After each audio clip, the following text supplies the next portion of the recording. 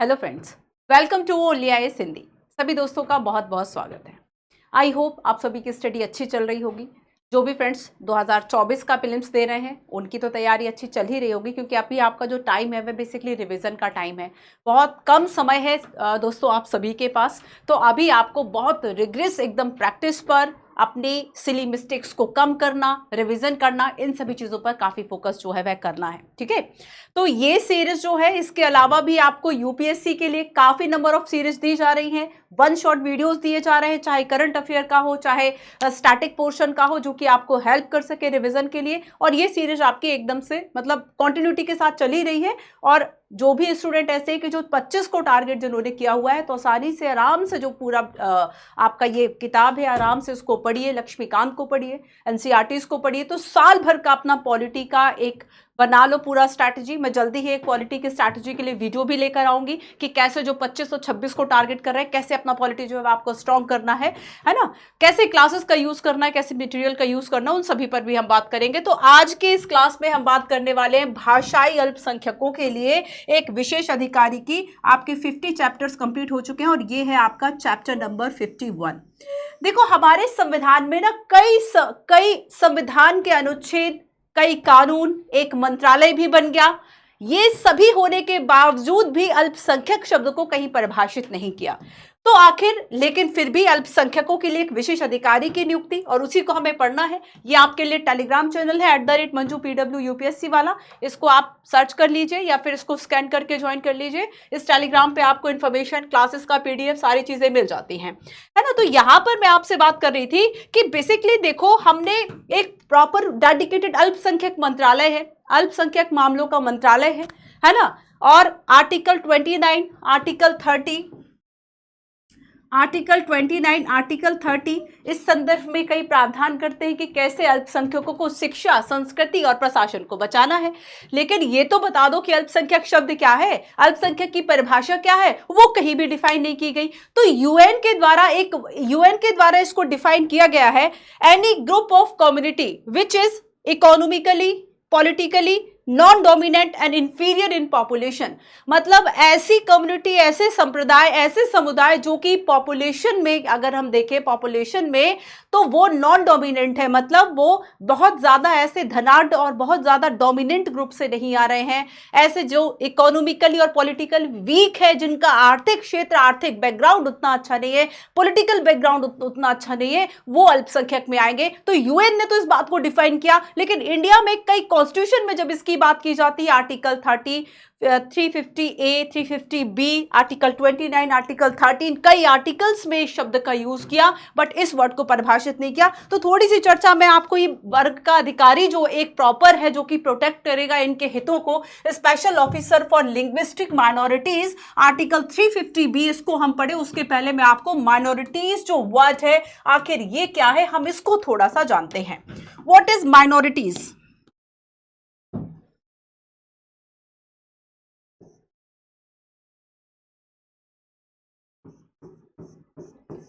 Minorities, अल्पसंख्यक। What is अल्पसंख्यक? केंद्र सरकार, मंत्रालय, संसद, सर्वोच्च न्यायालय, कई मामले, कई बहस, लेकिन फिर भी अल्पसंख्यक शब्द को परिभाषित नहीं किया गया। सो बेसिकली माइनॉरिटीज की जब हम बात करेंगे तो हमारे यहाँ कुछ आर्टिकल्स हैं। जैसे मैं एक आर्टिकल आपको बताऊं, आर्टिकल 29,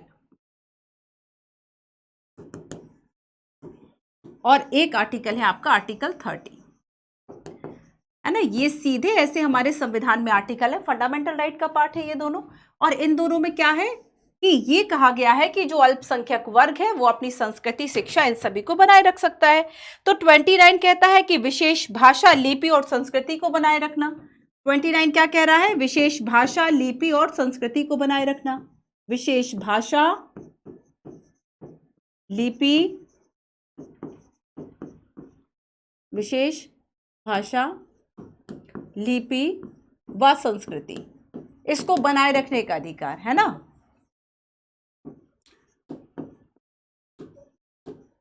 बनाए रखने का अधिकार। अब देखो कि इसमें चूंकि ये सभी नागरिकों को है, तो सुप्रीम कोर्ट ने भी इसमें व्याख्या की कि ये बात जो है ना, वो सभी नागरिकों के लिए अवेलेबल है। तो ऐसा नहीं है कि हम केवल अल्पसंख्यकों के लिए बात कहेंगे, बल्कि इसमें बहुसंख्यक जो है वह भी शामिल होंगे। सो 29 में याद रखना कि केवल अल्पसंख्यक नहीं है। ये शब्द आपको परेशान कर सकता है, ये टर्म आपको परेशान कर सकता है, तो इसमें केवल अल्पसंख्यक नहीं है, क्योंकि चूंकि सभी नागरिकों की बात की गई, तो सुप्रीम कोर्ट के द्वारा इसकी जो व्याख्या है वह कही गई कि इसमें जो बहुसंख्यक समुदाय है वह भी इसमें शामिल होगा। ऐसा नहीं है कि बहुसंख्यक को संस्कृति और सुरक्षा का अधिकार जो है वह नहीं है, तो बहुसंख्यक को भी तो 29-30 है ना, 29 और 30 आर्टिकल जो है वह तो सभी को है, तो केवल अल्पसंख्यकों की बात कहां से आ गई? ये इसका थोड़ा सा और डिटेलिंग हो गया है ना।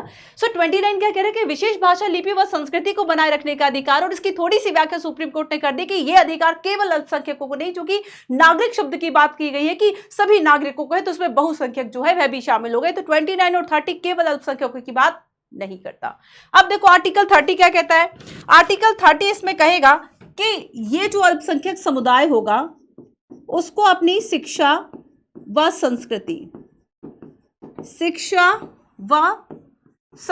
को बनाए रखने हेतु शिक्षा संस्थानों की स्थापना, है ना, शिक्षा व संस्कृति हेतु संस्थानों की स्थापना वह कर सकता है और उनका प्रशासन चला सकता है। और एक बात और देखो, प्रशासन का अधिकार, आपको पता है आर्टिकल 30 क्या कह रहा है? आर्टिकल 30 जो है ना, वो आपको दो आधार दे देता है कि आप अल्पसंख्यक मानोगे तो किस आधार पर मानोगे। तो इस आधार पर हम कह देते हैं कि संविधान में दो आधार जो है वह बताए गए हैं। एक तो है आपका, मतलब आधार क्या है अल्पसंख्यक के, आधार देखो, अल्पसंख्यक होने के आधार जो 30 कहता है, एक तो कहता है भाषा, लैंग्वेज, और दूसरा कहता है धर्म। भाषा व धर्म, मतलब भाषा व धर्म के आधार पर अगर संख्या उनकी कम है, सो एक आपका क्या हो गया, लैंग्वेज, एंड दूसरा जो आपका आधार है वो आपका है religion.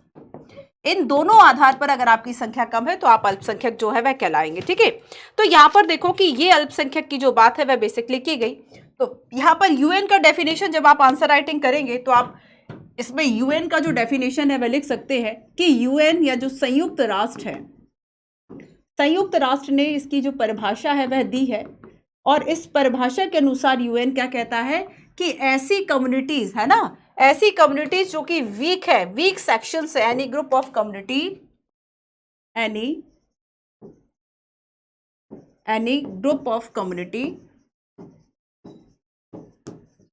Any group of community, है ना, कोई भी ऐसा समुदाय जो कि which is economically, politically, which is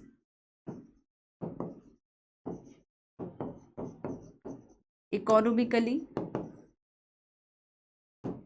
politically,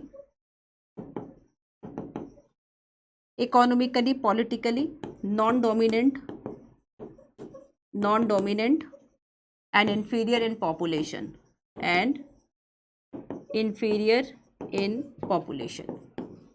कोई नहीं, इतने इंग्लिश में याद कर लो, कोई दिक्कत नहीं है ना। वैसे भी आपको हिंदी में कुछ ऐसा ज़्यादा तो है नहीं, बस ऐसे समुदाय हैं जो कि इकोनॉमिकली, आर्थिक, राजनीतिक और प्रभुत्व वाला वर्ग नहीं है। तो ऐसे वर्ग को हम क्या कहते हैं, हम इसको बेसिकली माइनॉरिटीज़ में काउंट करेंगे। ठीक है, अब देखो एक वाद मैं आपको बताती हूं कि जब आप अल्पसंख्यक की बात करेंगे तो इसमें एक वाद आता है टीएमए पाई फाउंडेशन बनाम यूनियन ऑफ इंडिया मामला, और इसमें सुप्रीम कोर्ट की 11 जजों की बेंच थी। 11 जजों की बेंच ने यह कहा था, 11 जजों की बेंच के द्वारा इसमें यह कहा गया था कि जो राज्य है ना, बेसिकली राज्य के पास यह अधिकार होगा, है ना, राज्य के पास यह अधिकार होगा कि वह अल्पसंख्यक जो वर्ग है उसको बता सके, अल्पसंख्यकों का निर्धारण जो है वह कर सके। इसके लिए केवल एक ही इकाई है, राज्य। और आगे उसमें यह कहा गया कि अगर केंद्र सरकार भी घोषणा इस बात की करता है कि अल्पसंख्यक वर्ग कौन सा होगा, तो उसमें राज्य जो है उसको कॉन्फिडेंस में लेना होगा, या राज्य आपको बताएगा। जैसे कि गुजरात के द्वारा यह कहा गया था कि जैन समुदाय को अलग से अल्पसंख्यक का जो दर्जा है वह दिया जाए। तो हमारा संविधान बहुत स्पष्ट रूप से अल्पसंख्यक की जो व्याख्या है वह नहीं करता। लेकिन हाँ, एक बात और ध्यान रखो, मैं एक आर्टिकल आपको बताती, एक क्वेश्चन आपको बताती हूं, जरा इस प्रश्न को देखो, निम्न पर विचार कीजिए। भाषाई अल्पसंख्यक या लोगों का वह समूह जिसकी मातृभाषा राज्य की सबसे प्रमुख भाषा या राज्य के किसी एक भाग की सबसे प्रमुख भाषा से अलग हो। भाषाई अल्पसंख्यक, भाषाई अल्पसंख्यकों का निर्धारण राज्य अनुसार किया जाएगा, मतलब राज्य जो कहेगा उस अनुसार किया जाएगा, और इसी के लिए आपका जो टीएमए फाउंडेशन वाला वाद है वो आपका इसी में आएगा। ठीक है, टीएमए फाउंडेशन वाला वाद इसी में आएगा। संविधान में मूल रूप से इस अधिकारी का जो प्रावधान है वह किया गया था। तो मैं आपको बता दूं इसमें आपको कौन सा स्टेटमेंट सही लगता है, तो फर्स्ट और सेकंड स्टेटमेंट सही है। देखो, हमने संविधान में दो आधारों की बात की, एक तो धर्म के आधार पर अल्पसंख्यक, दूसरा भाषा के आधार पर अल्पसंख्यक। लेकिन यहां पर इस चैप्टर में जो हम बात करने वाले हैं, जिस हम ऑफिसर की बात करने वाले हैं, वो माइनॉरिटी को किस बेस का बना रहा है, लिंग्विस्टिक बेस्ड का, जो लिंग्विस्टिक आधार पर है ना, लिंग्विस्टिक आधार पर। तो उसके लिए हम special officer for linguistic minorities की बात कर रहे हैं, मतलब भाषा के आधार पर जिनकी संख्या कम है, हम उनके प्रमोशन, मतलब हम उनके बेटरमेंट के लिए, उनके सोशियो इकोनॉमिक डेवलपमेंट के लिए, उनके संवैधानिक जो भी चीजें हैं उनकी रक्षा के लिए, फंडामेंटल राइट की रक्षा के लिए, उनके विकास के लिए हम उस ऑफिसर की बात कर रहे हैं। लेकिन पहले इसका प्रावधान मूल संविधान में नहीं था। तो क्या मूल रूप से इस अधिकारी का प्रावधान था? नो, ये रॉन्ग स्टेटमेंट है। क्यों नहीं है? क्यों नहीं था प्रावधान? क्योंकि इसमें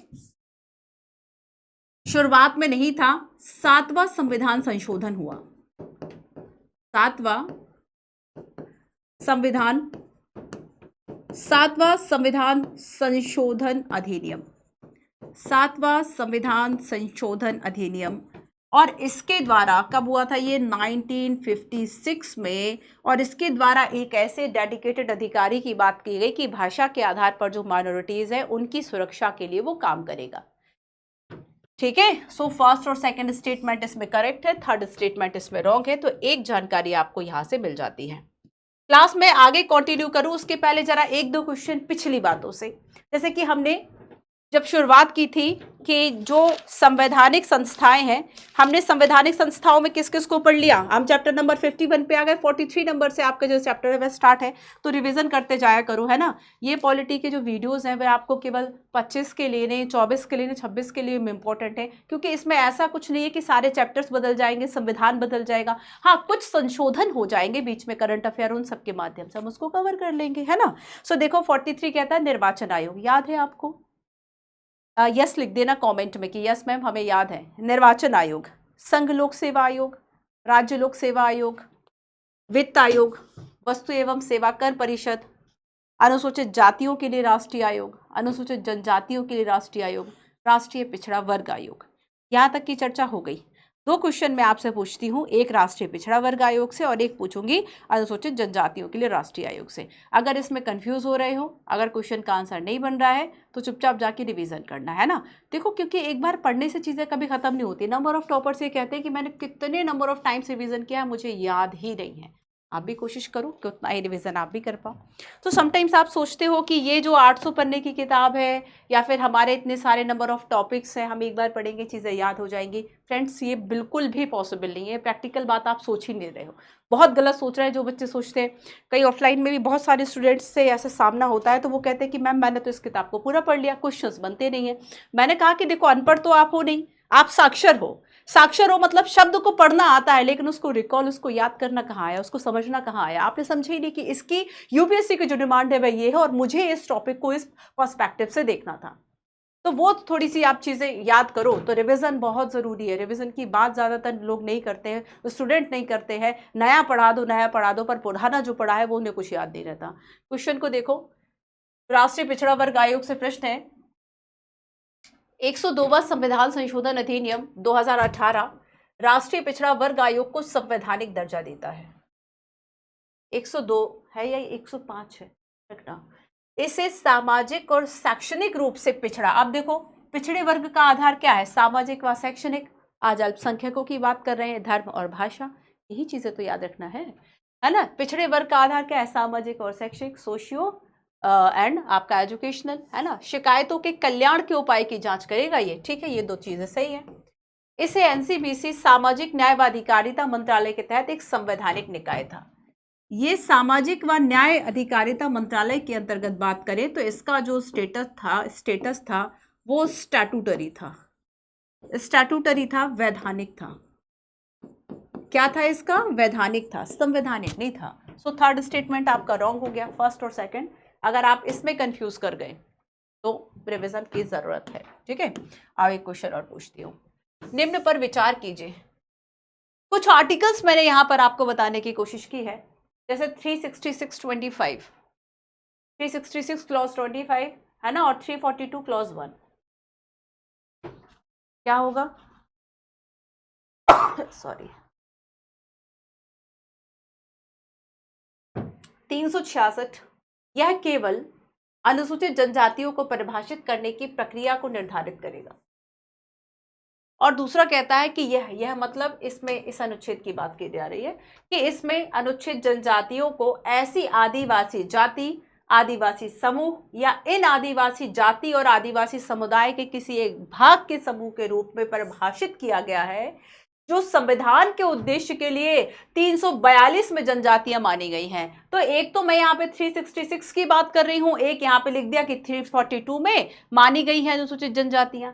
342 क्लॉज 1 में राष्ट्रपति जो है, राष्ट्रपति राज्य व संघ राज्य क्षेत्र के संबंध में वहां उसके राज्यपाल के परामर्श के पश्चात लोक अधिसूचना के द्वारा जनजातियों या जनजातीय समुदाय या जनजातीय समुदाय के किसी एक भाग, देखो ये पारिभाषिक शब्दावली है। एक लाइन मैंने आपको बता दी कि राष्ट्रपति अधिसूचित करेंगे, वहां बात खत्म नहीं होती। ये पारिभाषिक शब्दावली है। जब अगर इस भाषा में आ गया ना कुछ, इसी भाषा में आएगा। आम बोलचाल की भाषा अलग होती है, हम आम बोलचाल में पूछेंगे क्या हाल है, सारी चीजें, बस वो आम बोलचाल की भाषा हो गई। क्या चल रहा है, पढ़ाई कैसे, आपने बोला कभी पढ़ रहे कभी नहीं पढ़ रहे, है ना। लेकिन वो भाषा वो पारिभाषिक भाषा नहीं है। जब आप पढ़ते हैं, लैंग्वेज को पढ़ते हैं, आप संविधान को पढ़ेंगे, आपको टर्म्स कठिन मिलेंगे, आपको लगेगा कि ये शब्द क्या है। तभी तो हमें स्टैंडर्ड बुक्स पढ़ने की जरूरत होती है। सरल भाषा में समझाने के लिए हमारी जरूरत है, नोट्स बनवाने, यूपीएससी के पर्सपेक्टिव को दिखाने के लिए हमारी जरूरत है। पर ये लैंग्वेज तो पढ़ना आपको सीखना पड़ेगा ना। कि परामर्श के बाद राज्यपाल से परामर्श करेगा, उसके बाद लोक अधिसूचना जारी करेगा। जनजातीय समुदाय, सीधा ये भी तो लिख सकता था, लेकिन नहीं, जनजातीय समुदाय या जनजातीय समुदाय या उसके किसी एक भाग के रूप में भी किसी को अधिसूचित करेगा। तो यहां पर ये तीनों ही स्टेटमेंट जो है वह इसमें सही है। तो इसमें देखो कौन कौन से आर्टिकल्स हो गए, 366 क्लॉज 25, एक आर्टिकल है आपका 342, है ना, एक आर्टिकल यहां पर हो रहा है 342 क्लॉज 1, बोलना नहीं है। अब देखो इसको, देखो जरा, इसमें 2-3 संविधान संशोधन याद करो। एक हमने 65वां संविधान संशोधन, क्या था ये, कब हुआ था, क्या था और कब हुआ था, ये आप मुझे बताइए। एक आपका 102वां संविधान संशोधन जो कि इसमें लिखा ही हुआ है ना। तो आखिर ये क्या था और कब हुआ, अगर आपको ये याद नहीं आ रहा, आपको रिवीजन की सख्त जरूरत है। चलो आओ, अब हम वापस आ जाते हैं। तो हमने यहाँ पर माइनॉरिटीज की बेसिकली जो बात है वह कर ली कि ये माइनॉरिटीज का आखिर मतलब क्या है। तो आज हम जिस चैप्टर को पढ़ रहे हैं वो है special officer for linguistic minority, भाषाई अल्पसंख्यकों के लिए ऑफिसर, और ये 350B में है। किसमें है? 350B में है। आप जब इस मंत्रालय की वेबसाइट को देखेंगे, इस विभाग की वेबसाइट को देखेंगे, वो विभाग जो है वह अपना विजन और मिशन क्या बताता है, वो विजन और मिशन बताता है empowering the minority community and creating enabling environment for strengthening and multiracial, multi-ethnic and multicultural, multilingual and multi-religious character of our nation। तो इसका मेन विजन क्या है, आखिर ये विभाग किस विजन, किस दृष्टि, क्या लक्ष्य है इसका लक्ष्य है एक ऐसे राष्ट्र का निर्माण करना जिसमें कि अगर हम बहुत धर्म, भाषा, कल्चर, ये सब कैसी हो, बहुत सारे हो, विविधता हो, डाइवर्सिटी हो। ऐसा नहीं हो कि एक ही नेशन, हम एक वन नेशन वन कल्चर की बात कर ले, वन नेशन हम वन लैंग्वेज की बात कर ले, है ना। तो ये क्या है कि basically multi religion, lingual, ethnic, racial, और इन सभी को क्या कर, इन सभी के लिए एक ऐसा एनवायरनमेंट क्रिएट करना कि ताकि जो भी इस तरह की माइनॉरिटी कम्युनिटीज हो उनको एक प्रोटेक्शन फील हो। ये इसका मेन विजन है, ठीक है। तो ये चैप्टर आपको बताता है, इस चैप्टर में आपको बताया गया है कि जो भाषाई अल्पसंख्यकों के लिए विशेष अधिकारी है ना। 3-4 बातें मैं आपको बताती हूँ। इसके बाद नेक्स्ट चैप्टर आपका बड़ा इंपॉर्टेंट है जो कि कैग के बारे में थोड़ा सा डिटेलिंग होगा। कल वाला चैप्टर है ना, थोड़ा सा लंबा भी होगा क्योंकि उसमें हम पीटी मेंस के जो, क्योंकि वो इंपॉर्टेंट टॉपिक है, वहां से ज्यादा नंबर ऑफ क्वेश्चंस आए, है ना। और इसके अलावा कैग की कई रिपोर्ट्स आई, तो हम उन सब की भी व्याख्या जो है वह करेंगे। सो देखो, भाषाई अल्पसंख्यकों के लिए विशेष अधिकारी जो है, इसमें आपको 2-3 बातें ये समझनी है कि आखिर ये जो स्पेशल ऑफिसर है लिंग्विस्टिक कम्युनिटीज के लिए, इसके संवैधानिक उपबंध क्या है, संविधान क्या कहता है। संवैधानिक उपबंध। और संवैधानिक उपबंध 350B को पढ़ लो। भाषाई अल्पसंख्यकों के लिए एक विशेष अधिकारी का प्रावधान करेगा, जिसमें भारत में भाषाई अल्पसंख्यकों के लिए आयुक्त के रूप में जाना जाएगा। और संविधान के तहत भारत में भाषाई अल्पसंख्यकों के लिए प्रदान किए गए जो सुरक्षा के उपाय है, इससे संबंधित जो मामले की जांच और रिपोर्ट है वह करेगा, है ना। तो यहाँ पर संवैधानिक उपबंध के रूप में हम देखेंगे, भूमिका, कार्य व उद्देश्यों की बात करेंगे और भाषाई अल्पसंख्यकों के लिए एक आयुक्त की बात करेंगे। भाषाई अल्पसंख्यक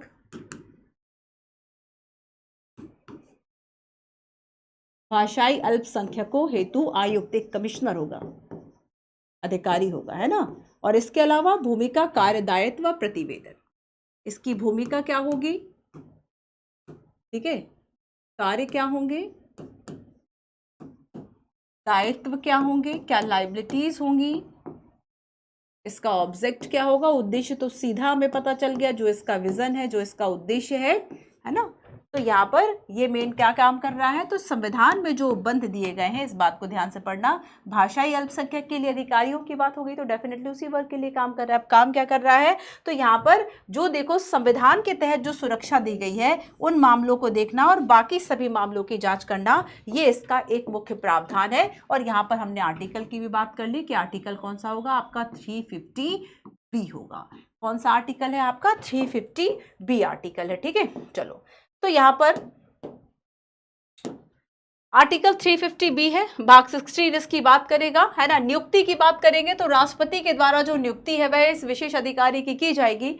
कार्यों की बात करेंगे तो अच्छा खुद सोचिए कि ये बेसिकली जो कार्य है वह क्या क्या करेगा, तो इसके कार्य यही होंगे कि जो भाषाई अल्पसंख्यक वर्ग है, संविधान में क्या प्रावधान, अब आर्टिकल 2930 है, तो आर्टिकल 2930 के तहत उसको क्या वो सुरक्षा, संरक्षण, वो फंडामेंटल राइट्स हो रहे हैं या छिन तो नहीं रहे, या अगर कोई ऐसा मामला है कि किसी भाषा के आधार पर कोई अल्पसंख्यक समुदाय है उसके साथ कोई गलत हो रहा है, उसकी कोई शिकायत है, उस समुदाय की कोई शिकायत है, तो उसको देखने का काम, उसको निपटाने का काम जो है वह ये करता है ना। तो भाषा अल्पसंख्यकों के अधिकारों की जो रक्षा करना है, ये इसका मेन काम होगा। अब उन शिकायतों की जांच करना और उन संबंध में अगर ऐसा है कि उनके बेटरमेंट के लिए क्या काम किए जाए, तो उस संदर्भ में जो सिफारिशें हैं, वो सिफारिशें बेसिकली वो प्रतिवेदन जो है वह सरकार को सौंपने का जो काम है वह बेसिकली इनका होगा, है ना। वह बेसिकली किसका होगा, तो यहां पर जो स्पेशल ऑफिसर है इसका मेन काम यही होगा। तो महत्वपूर्ण जानकारी कुछ और हम देखते हैं कि अगर हम देखें कि संविधान में क्या क्या लिखा हुआ है, संविधान में तो अल्पसंख्यक वर्ग को भी परिभाषित नहीं किया, अल्पसंख्यक शब्द को परिभाषित नहीं किया, है ना।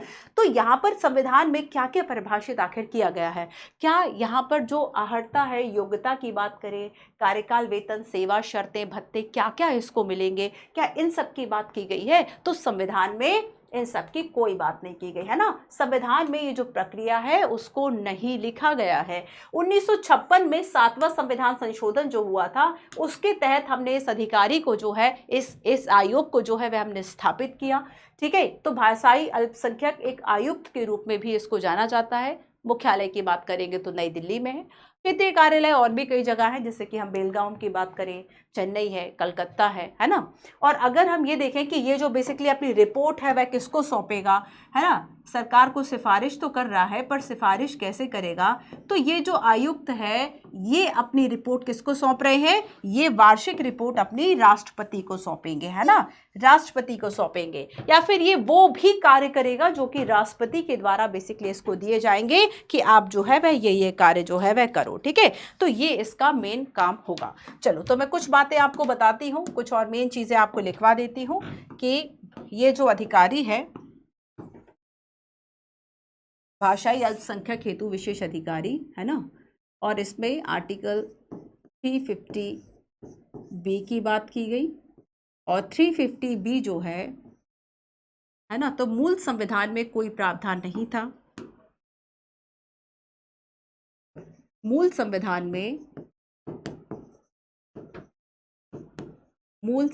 में भाषाई अल्पसंख्यक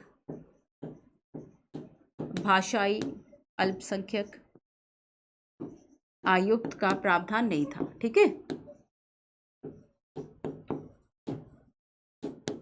प्रावधान नहीं था।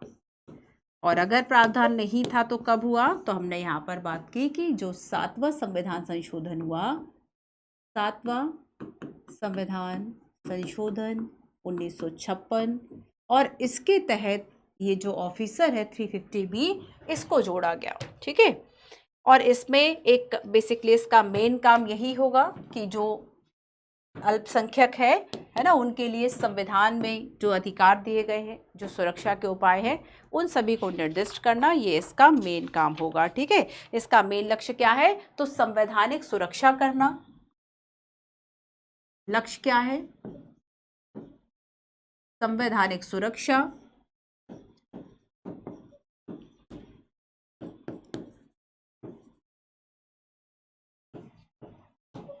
संवैधानिक सुरक्षा।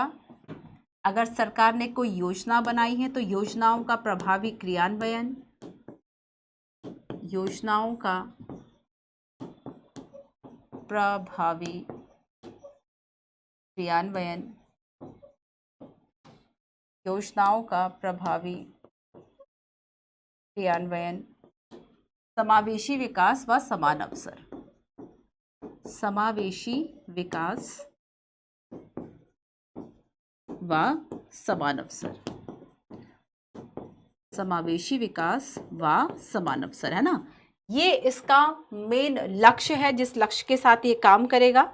तो अभी बेसिकली देखो ये करता क्या क्या है, तो इस कार्य के लिए बेसिकली करेगा क्या, आप खुद सोचिए। ये करेगा कि बेसिकली जो भी जागरूकता एक हो सकती है, लोगों में अवेयरनेस क्रिएट करना, कैसे करेगा ये, शिक्षा के माध्यम से, कुछ ऐसी संगोष्ठियां, कुछ ऐसे कॉन्फ्रेंस करा दे, है ना, विभिन्न जो हितधारक है वो सभी इस संगोष्ठियों में शामिल हो जाए, सभाएं करा दे, एक जागरूकता, उससे जुड़े हुए जो लोग हैं, जो ऐसी कम्युनिटी के लोग हैं, अगर उनके जो भी ऐसा होता है ना कि कम्युनिटी में कोई प्रमुख है, या फिर उन सभी लोगों को बुला के एक बीच बेसिकली ये बताए कि हम बेसिकली जो संविधान है वह ये प्रावधान करता है, अगर आपको कोई प्रॉब्लम्स है आप इस तरीके से यहाँ पर बोल सकते हैं। तो एक कॉन्फ्रेंस कराने का काम है, एक जागरूकता के द्वारा ये ऐसा काम कर सकता है कि लोगों में एक अवेयरनेस जो है वह क्रिएट करेगा, है ना। इसके अलावा ये क्या करेगा, तो जो भी इस तरह के सुरक्षा संबंधी प्रॉब्लम्स आए हैं, तो इन सुरक्षा मामलों की जांच करना, सुरक्षा मामलों व शिकायतों की जांच करना, शिकायतों की जांच करना, है ना, ये सारे काम करेगा। इसके अलावा जो योजनाएं हैं, उन योजनाओं का क्रियान्वयन हो रहा है नहीं हो रहा है, तो क्रियान्वयन की स्थिति की जांच करना, तो यही सारे काम तो ये करेगा, बस इसी माध्यम से तो होगा, है ना। अच्छा देखो, आप देखेंगे 1957 में अल्पसंख्यकों के लिए एक विशेष अधिकारी जो है, जब इसको बनाया गया तो अल्पसंख्यक मामलों का एक मंत्रालय भी बनाया गया, है ना, अल्पसंख्यक मामलों का मंत्रालय, ये भी आपको याद रखना है, अलग से एक मंत्रालय डेडिकेटेड है, अल्पसंख्यक मामलों का मंत्रालय।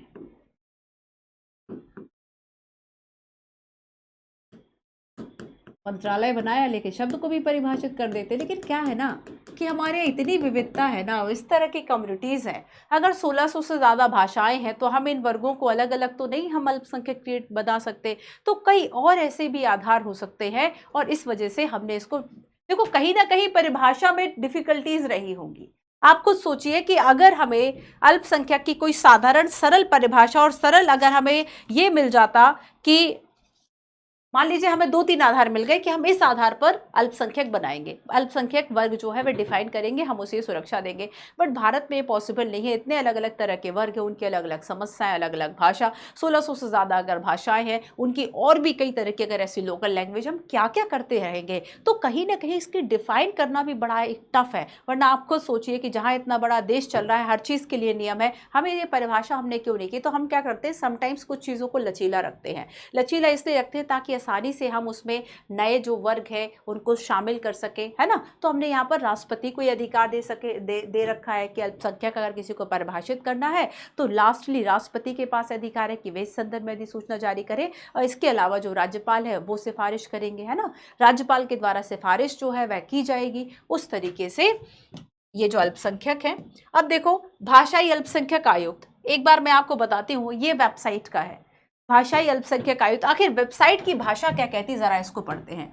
भाषाई अल्पसंख्यक आयुक्त की जो वेबसाइट बनी हुई है ना, देखो ये वेबसाइट का है, तो मैं आपको बताती हूँ कि वेबसाइट जो है वह आखिर कहती क्या है। तो सबसे पहला तो है कि भाषाई अल्पसंख्यकों को भारत या उसके किसी भी हिस्से में रहने वाले व्यक्तियों के समूह या समूह के रूप में माना जाएगा जिनकी अपनी विशिष्ट भाषा या लिपि है। तो यहाँ पर क्या कि भाषाई अल्पसंख्यक कौन होंगे, तो मेन इसमें टर्म है जिसकी अपनी एक विशिष्ट भाषा, एक विशिष्ट लिपि है, उसको हमने क्या कहा, भाषाई अल्पसंख्यक कहा। कितनी अच्छी परिभाषा मिली आपको, है ना। अल्पसंख्यक वर्ड की भाषा परिभाषा नहीं है ना, कि अल्पसंख्यक वर्ग कौन होगा, ये भाषाई अल्पसंख्यक के लिए तो हमें मिल गई। तो भाषाई अल्पसंख्यक कौन होगा, ये होगा जिसकी अपनी एक विशिष्ट भाषा, विशिष्ट लिपि है और ये भारत के किसी वर्ग में रह रहे हैं। हालांकि भारत के संविधान में, अगली लाइन देखो वही आ गई ना, कि भारत के संविधान में इसको परिभाषित नहीं किया गया है, लेकिन अल्पसंख्यक समूह की भाषा को संविधान की 8वीं अनुसूची में, लेकिन फिर से इस लाइन को पढ़ो, संविधान की 8वीं अनुसूची में उल्लेखित 22 भाषाओं में एक का होना आवश्यक नहीं है। जरूरी नहीं है कि जो 8वीं अनुसूची में 22 भाषाओं की बात की है, अगर उन्हीं एक भाषा में से एक होगा तभी उसको भाषाई अल्पसंख्यक समूह जो है वह माना जाएगा। तो 8वीं अनुसूची में वो शामिल हो ऐसा बिल्कुल भी जरूरी नहीं है। तो 8वीं अनुसूची किस संदर्भ में बात करती है, उसमें कुछ भाषाओं की बात की गई। जैसे कि आप जो यूपीएससी का पेपर देते हैं, मेंस में 9 पेपर होते हैं जिसमें कि एक आपका हिंदी का होता है, या हिंदी नहीं, मतलब जनरली हिंदी बेल्ट वाले उसको हिंदी मानते हैं, बट वो हिंदी नहीं होता है। 8वीं अनुसूची में जो भाषा है उसमें से किसी भी भाषा को, या भाषा का जो साहित्य है आप चुन लो, जैसे कि हिंदी है ना, उसमें अंग्रेजी भी है, उसमें कन्नड़ भी है, उसमें डोगरी भी है, उसमें मैथिली भी है, उसमें मराठी भी है, मलयालम भी है, तो तेलुगु भी है। तो यहाँ पर क्या है कि जरूर यहाँ पर 22 भाषाओं में से होना बिल्कुल भी जरूरी नहीं है, ठीक है, तभी आपको अल्पसंख्यक वर्ग परिभाषित किया जाएगा, तो ऐसी इसकी आवश्यकता नहीं है। तो संक्षेप में, राज्य स्तर पर भाषाई अल्पसंख्यकों का अर्थ ऐसे समूह से है जिनकी मातृभाषाएं राज्य की प्रमुख भाषा से भिन्न हो। तो जो प्रमुख भाषा है उनसे अलग है अगर, है ना, बस वही होगा राज्य स्तर पर। जिला और तालुका तहसील पर तालुका की जो प्रमुख भाषा है उससे अलग हो, ठीक है। तो यहाँ पर अलग से 1956 में भाषाई अल्पसंख्यकों की शिकायतों को दूर करने के लिए एक तंत्र बनाया गया, और उसके बाद आवश्यकता हुई ऐसे एक लिंग्विस्टिक स्पेशल ऑफिसर की, जो कि लिंग्विस्टिक माइनॉरिटीज की बात करें तो 7वां संविधान संशोधन ये हम पढ़ चुके, और इसमें क्या क्या शामिल किया गया, 350A और 350B। 350A और 350 जो बी है इसको हमने शामिल करा, ठीक है। तो अनुच्छेद 350B क्या करता है, भाषाई अल्पसंख्यकों के लिए विशेष अधिकारी की बात करेगा, जिसमें भारत में भाषाई अल्पसंख्यकों के लिए आयुक्त के रूप में जाना जाएगा, और संविधान के तहत जो भी उपाय दिए गए जो हम पढ़ चुके कि संवैधानिक उपबंधों की सुरक्षा इनके लिए सुनिश्चित करेगा और रिपोर्ट करेगा, और राष्ट्रपति को जो है बेसिकली वह क्या करेगा, इस तरह का प्रतिवेदन सौंपेगा, इस तरह के मामलों का प्रतिवेदन, है ना। अगर हम देखें तो नई दिल्ली में 1957 में इसका जो मुख्य संगठन है वह अस्तित्व में आया, इसके बाद इलाहाबाद में स्थानांतरित कर दिया गया था, फिर जून 2015 से फिर से इसको दिल्ली में इसका जो मुख्यालय है वह बनाया गया। इसका मेन काम होगा कि 29 और 30 के तहत जो सुरक्षा उपाय हैं, इसके अलावा शिक्षा मंत्री सम्मेलन, 1949 के विभिन्न मंचों पर समय समय पर अखिल भारतीय स्तर पर भी इस तरह के जो सुरक्षा के उपाय हैं उन योजनाओं की का विकास करना, ये सारी चीजें इसका मुख्य काम होगा, ठीक है, क्लियर है। तो ये हो गया प्रतिवेदन और शक्तियों की बात हमने ऑलरेडी कर ली, प्रतिवेदन किसको सौंपेगा, और यहाँ पर मैंने कुछ, तो ये चैप्टर आपका बड़ा छोटा सा था। अब कल का जो चैप्टर है आपका बड़ा होगा, क्योंकि वहाँ पर हम बात करेंगे कैग की, controller of auditor general of India, जिसे कि हम एक डॉक्टर भीमराव अंबेडकर के द्वारा कहा गया था कि एक बहुत प्रमुख अधिकारी है ना, जो कि संसद की जो निधि है उसकी सुरक्षा करने का जो काम है वह करता है। समटाइम्स हम देखेंगे क्या वॉच डॉग की संकल्पना कहाँ तक इससे रिलेटेड है, और भी कुछ तुलना करेंगे हम बाकी संस्थानों से, बाकी विश्व के और भी इस तरह के अगर कोई बॉडीज़ हैं, तो कल का चैप्टर आपका बड़ा इंपॉर्टेंट होने वाला, कैग वाला, वो आप सभी देख लीजिएगा, ठीक है। तो आज के सेशन में इतना ही। ये टेलीग्राम चैनल है, तो आज के सेशन में हमने क्या क्या बात की, यहाँ पर मैंने बात की 350B लिंग्विस्टिक ऑफिसर की, माइनॉरिटीज़ वर्ड की सबसे पहले हमने बात की कि माइनॉरिटीज़ शब्द को कहीं भी परिभाषित नहीं किया, लेकिन माइनॉरिटीज़ के अगर हम दो आधार की बात करें जो आर्टिकल 30 कहते हैं, एक है आपका भाषा और दूसरा है आपका धर्म, तो यहाँ पर हम जो है वह लैंग्वेज के आधार पर जो माइनॉरिटीज है उसके लिए विशेष अधिकारी की हमने जो बात है वह करी। 350 में क्या लिखा हुआ है देख लीजिएगा, कुछ प्रमुख बातें हो गई, कुछ इसकी परिभाषा हो गई, कुछ वेबसाइट पे क्या भाषा लिखी हुई है, और कुछ क्वेश्चंस देखे। यहाँ पर पिछड़ा वर्ग आयोग का एक क्वेश्चन देखा और अनुसूचित जनजाति वाला एक क्वेश्चन देखा, ठीक है। तो थोड़ा सा बच्चों आप अवेयर रहिए कि आखिर क्या जो है वह चल रहा है ना, रिविजन आपको करना है। अगर 50 चैप्टर आप कर चुके हो, मेक श्योर करो इस बात को कि अब ये इसको दोबारा फ्रेश ना पढ़ना पड़े। फ्रेश कब पढ़ना पड़ेगा? जब एक लंबा गैप हो जाएगा, है ना। तो उसको रिवीजन जो है वह साथ साथ में करते रहिए। चलिए मिलते हैं अपने नेक्स्ट कल के सेशन में, जिसमें कि हम कैग की बात करेंगे। कहीं आपको मिल जाए तो इस टॉपिक को पढ़ लेना, या इस किताब में है, इस किताब को आप पढ़ लेना। उसको यूपीएससी के लिए कैसे यूज़ करना है वो मैं कल की क्लास में आपको बताऊँगी। ओके, मिलते हैं हम नेक्स्ट क्लास में। Thank you so much.